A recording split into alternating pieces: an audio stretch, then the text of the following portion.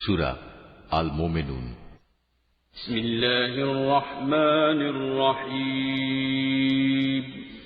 রহমান রহিম আল্লাহ তাআলার নামে।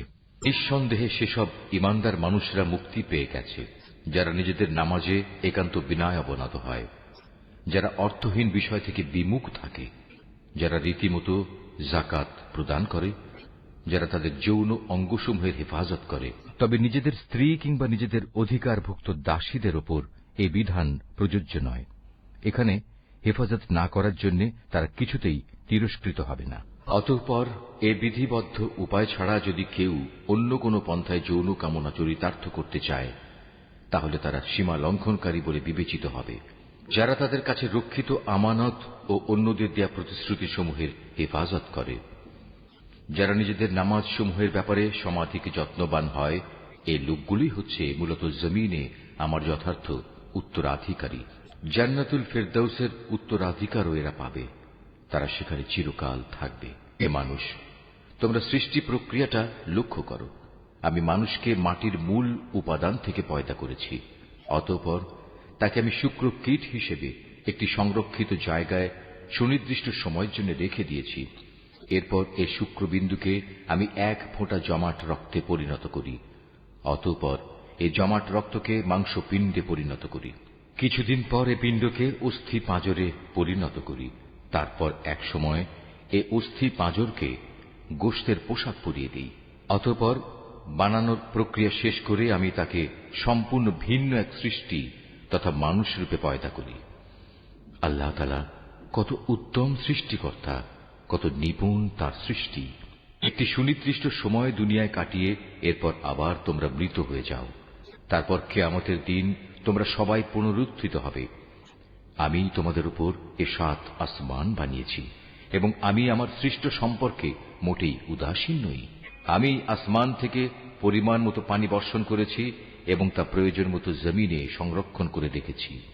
আবার এক সময় তা উড়িয়ে নিয়ে যাবার ব্যাপারেও আমি সম্পূর্ণ ক্ষমতাবান।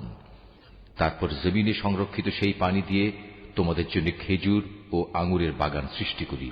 তোমাদের জন্য তাতে প্রচুর ফল পাকড়াও উৎপাদিত হয়, আর তা থেকে তোমরা পর্যাপ্ত পরিমাণ আহারও গ্রহণ করো। আর জমিনে সংরক্ষিত পানি থেকে এক প্রকার গাছ সিনাই পাহাড়ের তেলের উপাদান নিয়ে জন্ম লাভ করে।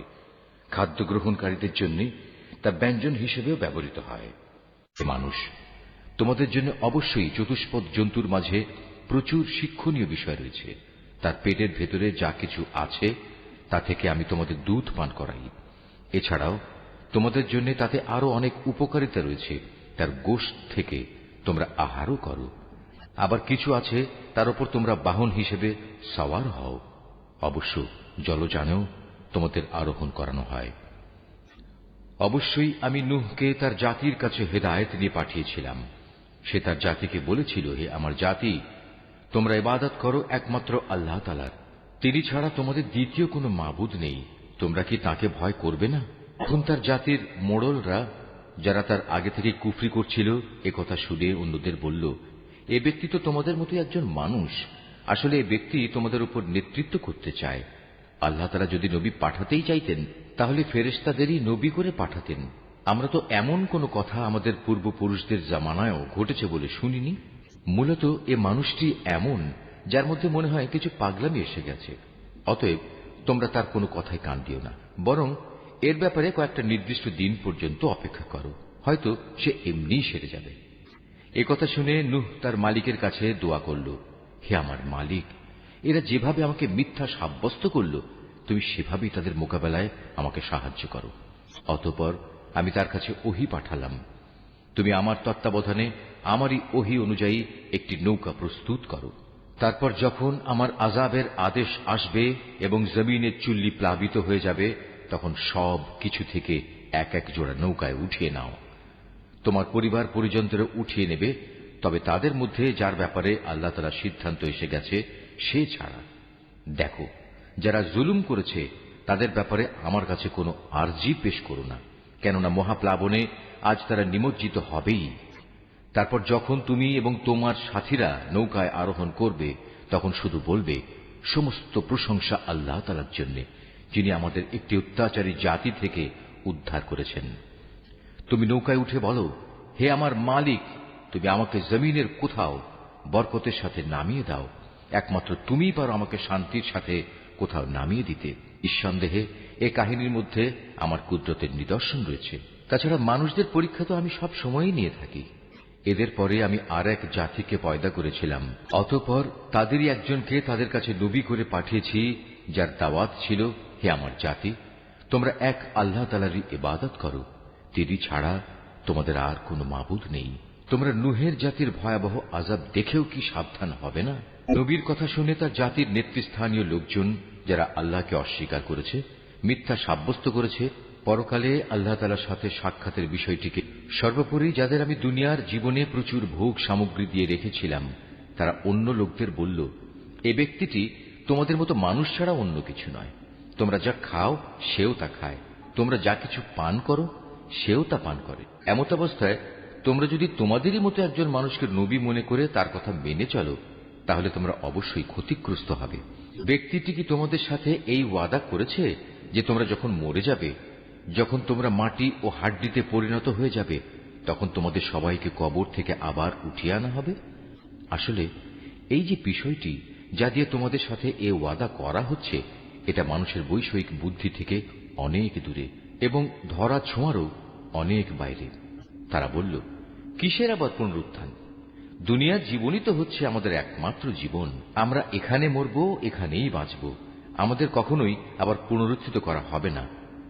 নবুয়তের দাবিদার এ ব্যক্তিটি হচ্ছে এমন এক মানুষ যে এসব কথা দ্বারা আল্লাহর উপর মিথ্যা অপবাদ দিচ্ছে। আমরা তার উপর ঈমান আনব না। এদের মিথ্যাচার দেখে সে নবী আল্লাহ তাআলার কাছে দোয়া চাইল এবং বলল, হে আমার মালিক, তুমি এদের মিথ্যার মোকাবেলায় আমাকে সাহায্য করো। আল্লাহ তাআলা বললেন, হ্যাঁ, তুমি ভেবো না, অচিরেই এরা নিজেদের কর্মকাণ্ডের জন্য অনুতপ্ত হবে। অতঃপর সত্যি সত্যি একদিন আমার এক মহাতাণ্ডব এসে তাদের উপর মরণ আঘাত হানল এবং আমি মুহূর্তের মধ্যে তাদের সবাইকে তরঙ্গতাড়িত আবর্জনার স্তূপ সদৃশ্য বস্তুতে পরিণত করে দিলাম। অতঃপর সবাই বলে উঠল, আল্লাহর গজব নাজিল হোক জালেম সম্প্রদায়ের উপর। আমি তাদের ধ্বংসের পর আরো অনেক জাতিকেই সৃষ্টি করেছি। কোন জাতি তার দুনিয়ার বাঁচার নির্দিষ্ট কাল যেমন ত্বরান্বিত করতে পারেনি, তেমনি সময় এসে গেলে তা কেউ বিলম্বিত করতে পারেনি। অতঃপর দুনিয়ার জাতিসমূহের কাছে আমি একের পর এক রসুল পাঠিয়েছি। যখনই কোন জাতির কাছে তার প্রতি পাঠানো আমার রসুল এসেছে, তখনই তাকে তারা মিথ্যাবাদী বলেছে। অতঃপর আমিও ধ্বংস করার জন্য তাদের এক একজনকে এক একজনের পেছনে ক্রমিক নম্বর লাগিয়ে দিয়েছি। এভাবেই আমি তাদের একদিন ইতিহাসের কাহিনীর বিষয়ও পরিণত করেছি। বিধ্বংস হোক সে জাতি যারা আল্লাহ তাআলার উপর ঈমান আনেনি। তারপর আমি এক সময় আমার আয়াতসমূহ ও সুস্পষ্ট দলিল প্রমাণ দিয়ে মূসা এবং তার ভাই হারুনকে পাঠিয়েছি। তাদের আমি পাঠিয়েছি ফেরাউন ও তার পারিষদদের কাছে, কিন্তু তারা তাদের মেনে নেয়ার বদলে অহংকার করল। তারা ছিল স্পষ্টত একটি নাফরমান জাতি। তারা বলতে লাগল, আমরা কি এমন দুজন মানুষের উপর ঈমান আনব যারা আমাদের মতোই মানুষ, অপরদিকে তাদের জাতীয় হচ্ছে আমাদের সেবাদাস? তারা তাদের উভয়কে মিথ্যাবাদী বলল। ফল এই দাঁড়ালো, তারা ধ্বংসপ্রাপ্ত মানুষদের দলভুক্ত হয়ে গেল। আমি মূসাকে আমার কেতাব দান করেছি যেন লোকেরা তা থেকে হিদায়াত লাভ করতে পারে। এভাবেই আমি মারিয়াম পুত্র ঈসা ও তার মাকে আমার কুদরতের নিদর্শন বানিয়েছি এবং তাদের এক নিরাপদ ও প্রশ্রবণ বিশিষ্ট উচ্চ ভূমিতে আমি আশ্রয় দিয়েছি। হে আমার রাসূলরা, তোমরা পাক পবিত্র জিনিসসমূহ খাও, হামেশা নেক আমল করো, কেননা তোমরা যা কিছু করো সে সম্পর্কে আমি সবিশেষ অবহিত আছি। এই যে তোমাদের জাতি, তা কিন্তু দিনের বন্ধনে একই জাতি, আর আমি হচ্ছি তোমাদের একমাত্র মালিক। অতএব তোমরা আমাকেই ভয় করো। কিন্তু লোকেরা নিজেদের মাঝে এ মৌলিক বিষয়টাকে বহুধা বিভক্ত করে দিয়েছে, আর প্রত্যেক দলের কাছে যা কিছু আছে তা নিয়েই তারা পরিতুষ্ট। অতএব হে নবী, তুমি তাদের একটা সুনির্দিষ্ট সময়ের জন্য নিজ নিজ বিভ্রান্তিতে পড়ে থাকার জন্য ছেড়ে দাও। তারা কি এটা ধরে নিয়েছে আমি তাদের যে ধন সম্পদ ও সন্তান সন্ততি দিয়ে সাহায্য করছি, এবং তার অর্থ এই যে আমি সব সময় তাদের জন্য সকল প্রকার